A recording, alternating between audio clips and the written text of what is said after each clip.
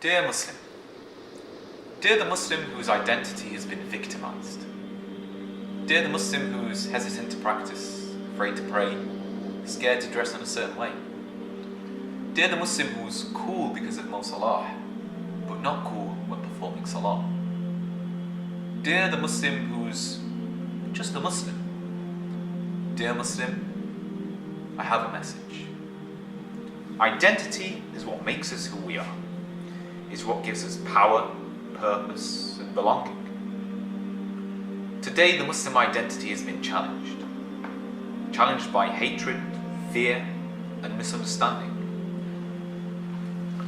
The Prophet ﷺ said, "There shall come upon the people a time in which the one who is patient upon his religion will be like the one holding onto a burning coal."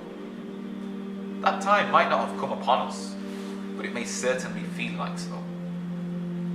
So at a time where you feel vulnerable, I wanted to remind you that you belong to a colony. The example of the Muslim community is like that of a colony of bees. The bees represent the Muslims. The honeycomb represents a structure that integrates our brotherhood and sisterhood, our principles, our religion, in one continuous lattice, unbroken, undivided, and that represents our unity. Now, we are all brothers and sisters, right? Or are we?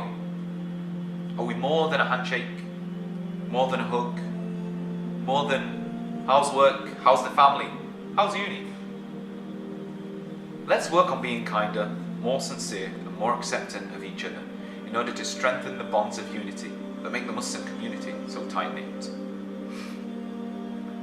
The media has alluded to the fact that the Muslim community has opened its doors.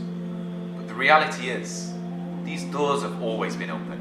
For me, for you, for everyone. But the media had dimmed the lights that lit these entrances. So, if you ever feel that you didn't belong in the Islamic society, that you don't fit in, or that you're out of place, know that your place has always been there. There is a unique cell for every Muslim in our hive.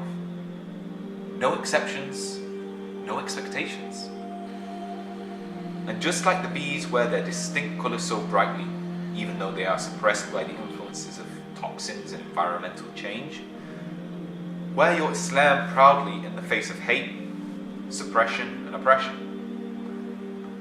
The name Islamic society doesn't give justice to what ISOC represents. It is not a society, but rather, it is the presence of an inclusive community with permanently unlocked doors, a protective honeycomb, a homely hive, and a communal colony. And so, my dear Muslim whose identity has been victimised, my dear Muslim who's hesitant to practice, afraid to pray, scared to dress in a certain way, my dear Muslim who's cool because of Mo Salah, but not cool when performing Salah, my dear Muslim who's just a Muslim, my dear Muslim, welcome.